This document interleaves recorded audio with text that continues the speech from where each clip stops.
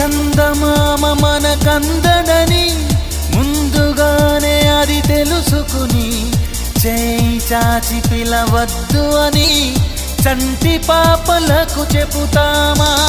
లేనిపోని కలలెందుకని మేలుకుంటే అవి రావు అని జన్మలోని నిదరోకు అని కంటి పాపలకు చెబుతామా? కలలన్నవి కలలని నమ్మనని అవి కలవని పిలవకు కలవమని మది మీటుతున్న మధురానుభూతి మననడిగి చేరుతుంది.